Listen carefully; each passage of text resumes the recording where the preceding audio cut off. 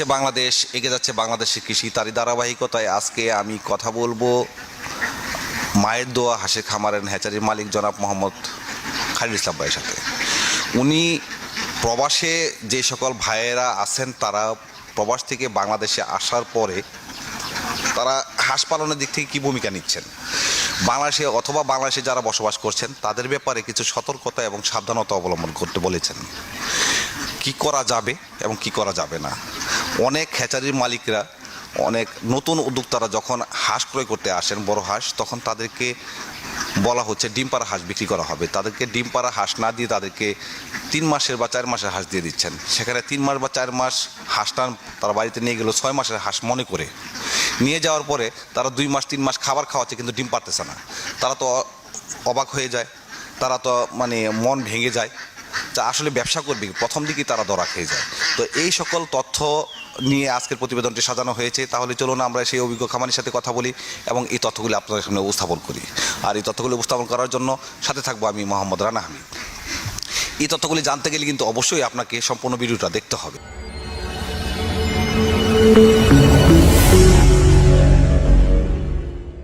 আসসালামু আলাইকুম। ওয়ালাইকুম আসসালাম। আপনার নাম কি এবং পরিচয়টা একটু বলবেন? আমার নাম খায়রুল ইসলাম, গ্রামের নাম কুটুরিকুনা, থানা মদন, জেলা নেত্রকোনা। তো আপনার কাছে তো অনেক নতুন উদ্যোক্তা যারা প্রবাসে বসবাস করছেন অথবা বাংলাদেশে থাকেন, তারা অনেকেই আপনার কাছে নতুন উদ্যোক্তারা হাঁস ক্রয় করতে আসেন। তো তাদেরকে উদ্দেশ্য করে আমি কিছু কথা আপনার কাছে জানতে চাই। জি বলেন। তো যারা নতুনভাবে আসেন, আমি অনেক জায়গায় খেয়াল করেছি অনেক হ্যাচারি থেকে তারা হাঁসের বাচ্চা অথবা বড় হাঁস ক্রয় করে নিয়ে গেছে। তো এই হাঁসগুলো নেওয়ার পরে তারা তো সর্বপ্রথম একটা দেখা খায় আপনাদের কাছ থেকে। আপনাদের কাছ থেকে বলতেছে, আপনাকে মিন করতেছি না, অনেক খামারি অনেক হ্যাচারি মালিক রেয়ে আছে, যেমন তারা 6 মাসের হাঁস ক্রয় করতে আসলে তাদেরকে 4 মাসের হাঁস দেওয়া হচ্ছে, অথবা কেউ 6 মাস বা 7 মাসের হাঁস ক্রয় করতে আসলেও তাদেরকে ডেড ওভার যেগুলো আছে 1 বছর 1.5 বছর এইসব হাঁস দেওয়া হচ্ছে। এগুলো কেন হচ্ছে, আপনি এই ব্যাপারে কী বলবেন? আমি এই ব্যাপারে ওটি বলবো যে কারণ বিষয়টা হচ্ছে যে একজন প্রবাসী যারা আছেন ওরা আসলে মূলত বিষয়টা হচ্ছে যে বিশাল একটা কিছু লাভবান অংশ দেখিয়া ওনারা এই বাইরে থেকে ওনার দেশে চলে আসে, আসলে কিন্তু আসে যে একটা লাভবানের উদ্দেশ্য। আমি ওটার জন্য আমি বলবো যারা প্রবাসী থেকে যারা আপনারা আছেন, যারা আমার ওই চ্যানেল দেখতেছেন, আপনার কাছে আমার একান্ত অনুরোধ থাকবে ওইটা, যদি আপনারা দেশে আসবেন একটা উদ্দেশ্য নিয়ে আসবেন যে আমি বাংলাদেশে যাব গিয়ে আমি একটা ব্যবসা বাণিজ্য করে খাবো, যে হাসি আপনারা করলেন, কিন্তু আমি চাইবো এটাই যে আপনারা যদি এগুলো করতেই চান আপনারা নিজেরা আসবেন, এসে দেখবেন যে আসলে বিষয়টা হচ্ছে যে অরিজিনাল খামারে কিনা অরিজিনাল পেশারি কিনা। আমি আশা করবো ওইটাই, যারা অরিজিনাল হ্যাচারিওয়ালা কিংবা কামারিওয়ালা আশা করি কখনো এরকম ব্যবসা করবে না যে 5 মাসের হাঁস বেচলো 3 মাসের হাঁস দিয়ে দিল, আশা করি ওরা এটা করবে না। আমি একান্ত অনুরোধ করব যে আপনারা যদি জিনিসটা যাচাই বাছাই করে করেন, আশা করি যে আপনারা ব্যর্থ হবেন না।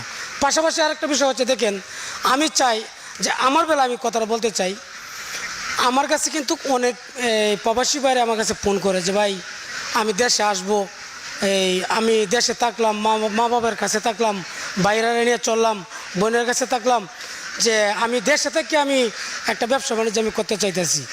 আমার বেলা আমি ইনশাল্লাহ আমি বলতে পারি যে আমার কাছ থেকে যদি একটা মাল ক্রয় করে আমি ওনারে যত হাঁসের জগতে যত পরামর্শ আছে আমি ইনশাল্লাহ আমি তাই দিব বলতে ওইটাও না, আমি চাই ওইটাই যে একজন প্রবাসী থেকে না দেশে আসবে আর সে ব্যবসাটা করবে, আমার মতন একটা ব্যবসায়ী আমি গড়ে নিয়ে ইনশাল্লাহ তোলার মতন আমি ইনশাল্লাহ ব্যবস্থা করব। ওইটাই আমি ইনশাল্লাহ ওনার কাছ থেকে আমি অদায় করবো, ওইটাই যে আমি আমার মতন যে একটা খামারি আমি বানাইতে পারি ওনারা। আপনার কাছে একটু জানতে চাই, খামারিদের পক্ষ থেকে আমি আপনার কাছে জানতে চাই যে একজন খামারি নতুন করে যখন বাংলাদেশে আসবে অথবা বাংলাদেশে কেউ, তাদের সর্বপ্রথম হাঁস পালন করার ক্ষেত্রে সর্বপ্রথম কী করতে হবে? আগে কি ঘর নির্মাণ করতে হবে, না বুড়া রেডি করতে হবে, না বড় হাঁসের বেলা কী করতে হবে, এই জিনিসগুলো যদি একটু বলতেন। বড় হাঁসের বেলা এটা হিসাব হচ্ছে যে প্রথম অবস্থায় আপনার ঘর করতে হবে। ঘর করার পরে মনে করেন যে আপনি যদি 500 হাঁস আপনি উঠানোর ব্যবস্থা আপনি করেন, যে আমি 500 হাঁস দিয়ে একটা খামার করাম, সেক্ষেত্রে আপনার ঘরটা করতে হবে 500 স্কোয়ার ফুট আপনার গড়টা করতে হবে। তখন গড়টারে আপনার মাটি করেন এবং পাকাই করেন। আসলে মূলত হচ্ছে হাঁসের গড় এত টাকা পয়সা খরচ করার কোনো প্রয়োজন নাই। অল্প অল্প টাকায় ঘর করতে হবে। অল্প টাকায় ঘর করা যায় আর করলে চলে, এতে করে কোনো সমস্যা হয় না। কারণ একটা কামারি চায় যে কীভাবে লাভবান হবে। কারণ দেখা গেল যে 1 লক্ষ টাকার হাঁস দিয়ে আমরা 2 লক্ষ টাকার ঘর করে এলো, লাভ অংশ তো এনেই জায়গা। তা আমি মনে করব যে ঘর আসলে কিন্তু এই সাধারণভাবে করলেই চলে, মাটির উপরে ঘর চললে, বাঁশের ঘর উপরে যদি মনে করেন আপনি টিন দিতে চান টিন দিতে পারেন। যদি কোন যে না আমি আরও কম টাকা খরচ করব, আপনি সেই ক্ষেত্রে আপনার তিরপাল ব্যবহার করা যাবে। আরেকটা বিষয় হচ্ছে, আপনারা লাস্টে আমি ওই জিনিসটা আমি বোঝাবো, হাঁসের ঘরে বৃষ্টি না বললে হয়েছে, ঘর যদি শুকনো থাকে সারে, ঘরের ভিতরে যদি কোনো কিছু না ঢুকে সারে। তারপরে হচ্ছে ঘরটা তৈরি হলো, আপনি যেভাবে বললেন দর্শক বন্ধুরা অনেকে শুনেছেন, যারা ভিডিওটি দেখছেন তারা জেনেছেন। তো আমি চাচ্ছি যে ঘরটা তৈরি হয়ে গেল, ঘর তৈরি করার পরে তাদের করণীয় কি? ঘরটা তৈরি করার পরে আপনার ভালো একটা কথা বলছেন, ঘরটা তৈরি করার পরে ওই জায়গাটার মধ্যে অনেক কিছু থাকতে পারে, তো বিষাক্ত থাকতে পারে।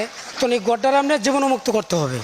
আপনি পটাশ আছে, পটাশ দিয়া আপনার চিটায়া, কিংবা চুন আছে, চুন দিয়া আপনার জায়গাটারে পরিষ্কার করলেন।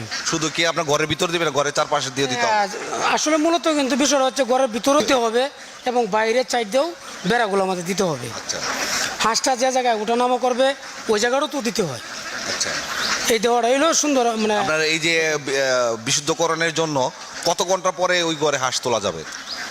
ওইটা আপনার আজকে দিলেন, আপনার আগামী কালকে উঠাইলেন হাঁসটা, 1 দিন কিংবা 2 দিন আগে আমরা দিলেন, এতে করে কোনো সমস্যা নাই। মানে মিনিমাম 24 ঘন্টা আগে দিতে হবে? মিনিমাম কম দিলেও আমরা 24 ঘন্টা দিতে হবে। আচ্ছা, 24 ঘন্টা পর বা তার বেশি পরেও হচ্ছে আপনার ঘরে হাঁস তুলতে পারবে, এটা বড় হাঁসের বেলায়। বড় হাঁসের আর যদি ছোট হাঁস তুলে তাহলে এর পরবর্তী করণীয় হচ্ছে ওইখানে বোড়া রেডি করা। বোড়া রেডি করা।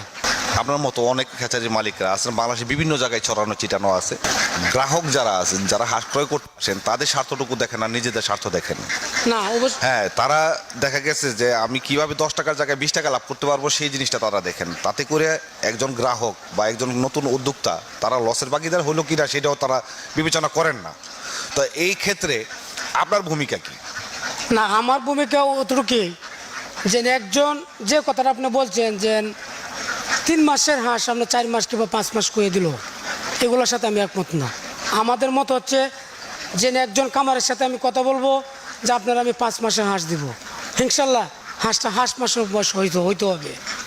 আমি কতদিন বললাম যে ওনাকে ডিমের মুখ দেখতে পারবে, আমি যদি বললে থাকি যে 15 দিন পর আপনার ডিম পাইবেন, ইনশাল্লাহ 15 দিন পরে ডিম পাবেন।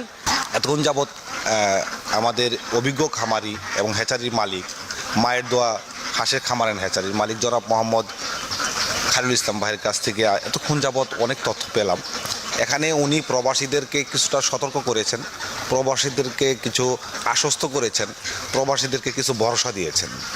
তো সেখানে উনার অভিজ্ঞতার আলোকে উনি আপনাদেরকে সহযোগিতা করার আশ্বাস প্রদান করেছেন। এই যে সহযোগিতা এবং আশ্বাস, সেগুলো থেকে আপনারা সামনের দিকে এগিয়ে যেতে পারেন। বাংলাদেশের সব মানুষ যে খারাপ তা কিন্তু নয়, বাংলাদেশের সব মানুষ যে ভালো তাও কিন্তু নয়। তার মধ্যে থেকে আমি বিভিন্ন প্রতিবেদনে এই জন্যই বলে থাকি, আপনারা নিজেরা আগে আসুন, তার হ্যাচারি আছে কিনা, খামার আছে কিনা, তার সাথে কথা বলুন, যাচাই করে আপনি এখান থেকে হাঁস ক্রয় করে নিয়ে যান। আজকের প্রতিবেদন এখানেই শেষ করছি। এখনও পর্যন্ত যারা কৃষি প্রতিদিনকে সাবস্ক্রাইব করেননি তারা নিচে থাকা সাবস্ক্রাইব বাটনে ক্লিক করুন এবং পাশে থাকা বেল বাটনটি বাজিয়ে দিন। সাবস্ক্রাইব করলে ভালো লাগবে এবং পরবর্তী ভিডিও বানাতে আমার মনে থেকে উৎসাহ বাড়বে। আর অলরেডি যারা আমার চ্যানেলটিকে সাবস্ক্রাইব করেছেন, লাইক শেয়ার করে অন্যান্য বন্ধুবান্ধবকে দেখার সুযোগ করে দিয়েছেন, তাদেরকে জানাচ্ছি অন্তরের অন্তঃস্থল থেকে আন্তরিক ধন্যবাদ ও শুভেচ্ছা। পরবর্তী ভিডিও দেখার আমন্ত্রণ জানিয়ে আজকে এই পর্যন্তই। পরবর্তী ভিডিও আবার আপনাদের সামনে নিয়ে আসবো, সেই ভিডিও দেখার আমন্ত্রণ জানিয়ে আজকে বিদায় নিচ্ছি। আপনারা ভালো থাকুন, সুস্থ থাকুন, আল্লাহ হাফিজ।